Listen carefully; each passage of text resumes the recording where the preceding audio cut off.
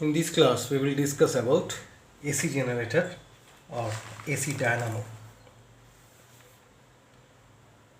Now, the question is, what are the components required to manufacture it? On what principle does it function? And then, how the system is adjusted? And then, how it works. That means its functioning and functioning of its different parts. Now, first of all, we know that an AC generator or a dynamo, it contains a rectangular or cylindrical coil of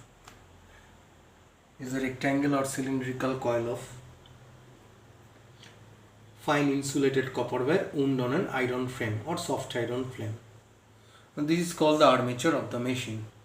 In the diagram, one arm of the armature is seen. There are so many coils. Only one coil is visible here for simplicity. It is called the armature of the machine.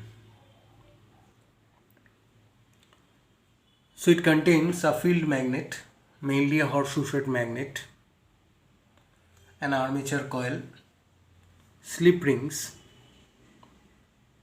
See the slip rings here.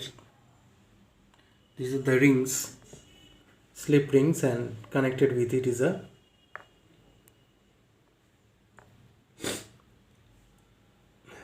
brass, graphite brush. Now they will permanently touch with the slip rings. As the armature rotates, of course these two coils are armature coils are symmetrical and of course coaxial. That means the axis of rotation must pass to the center of these two slip rings, because the slip rings rotate along with the rotation of the coil, and the two brushes, as observed in the diagram, are made to press lightly against the slip rings during the rotation of the armature coil, and this is the external circuit. So the coil is rotated by an external source. It may be an engine, steam turbine.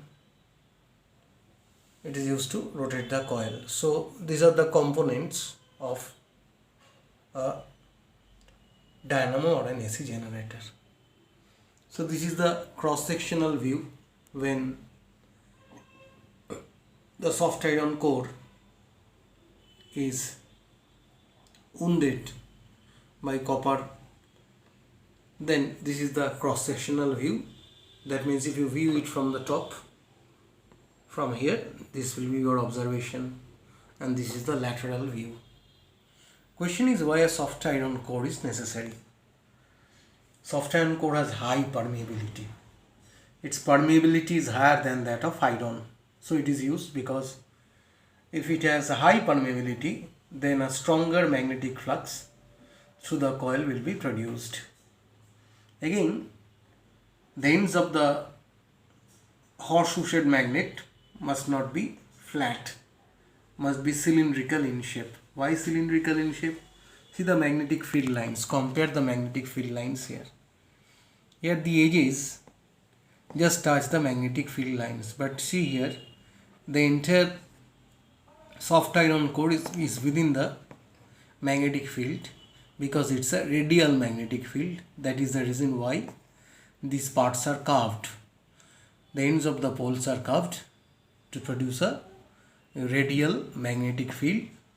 The entire part lies within this magnetic field. So a stronger magnetic field is created by cutting the edges in cylindrical form. So the machine consists of a rectangular cylindrical coil, slip rings or brushes. Rotation of the armature coil is required by an external source. It may be brought about by engine, steam turbines. Some other source of energy is used because it must be rotated within the strong magnetic field So mechanical energy is converted into electrical energy. How, we will discuss here. But for the rotation of the armature of the dynamo, steam turbine, water turbine, these are used. In water turbine, water is stored in a reservoir at high altitude, and the potential energy of the stored water is first converted into the kinetic energy of the water flow. Thereafter, it is used to drive the turbine and the armature. That means mechanical energy is directly converted to electric energy. So a permanent magnet is there to create a stronger magnetic field. Graphite brushes are there and slip rings are there. These are the system.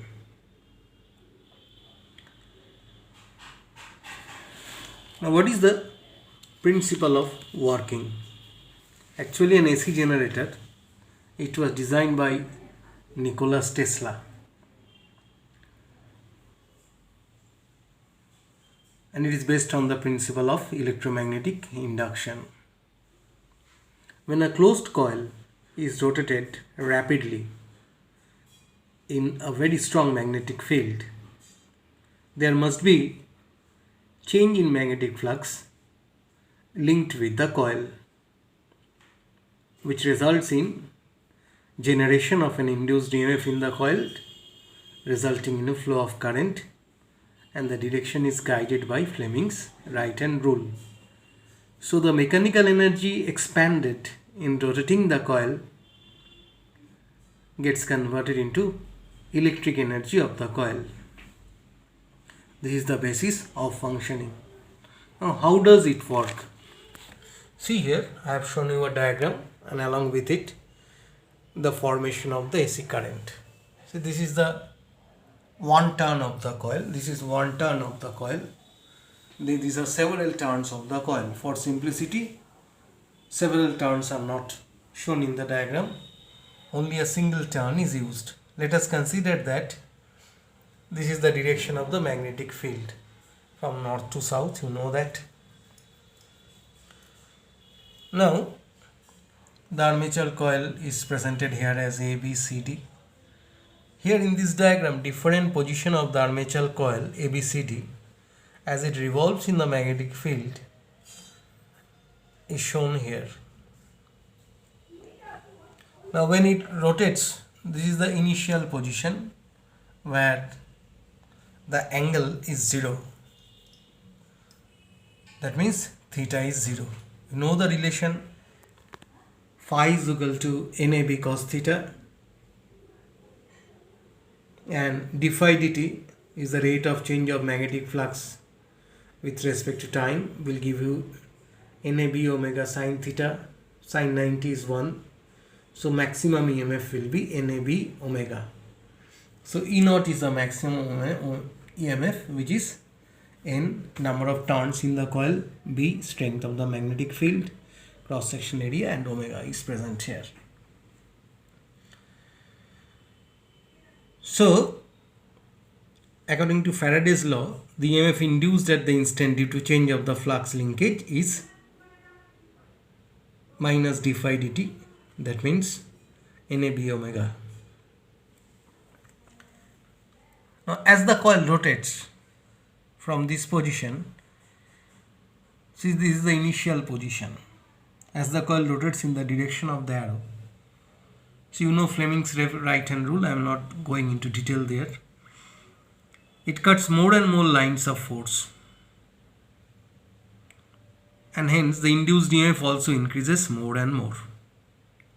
When it goes from first position to second position, this angle theta goes from 0 to 90 degree when the coil comes to the horizontal position. Second diagram is the horizontal position, first diagram is the vertical position. What will happen? Initially theta is 0. Theta is 0. And induced EMF E is equal to U naught sin theta is also 0. So induced EMF is 0. So induced EMF is 0 here. Induced EMF is 0. As the coil rotates in this direction, it is done by some external energy source. then what happens? More and more magnetic flux linked with the coil will change, and the time rate of change is represented by sinusoidal graph, sine graph. When it rotates, induced EMF is generated in this arm as well as in this arm, the two arms. According to Fleming's, now when it is rotating in this direction, this part is going downward and this part is going upward. Now according to Fleming's right hand rule, if it is the direction of the magnetic field, if the direction of the motion of the coil or the force is in the upward direction, then the induced EMF will be the downward direction. Now, so when it goes in the downward direction, this arm AB automatically goes in the upward direction because it is a coil. Again, the induced EMF generated in the two arms will be opposite.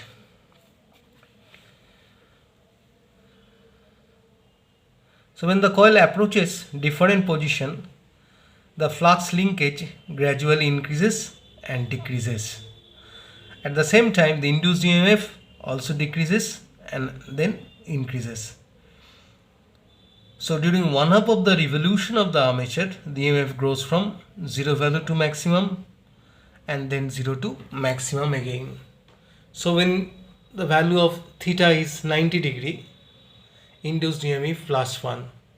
In the other rotation, it is rotating in this direction. So AB, this region, now it has rotated. This is AB, this is AB. Again it is rotated.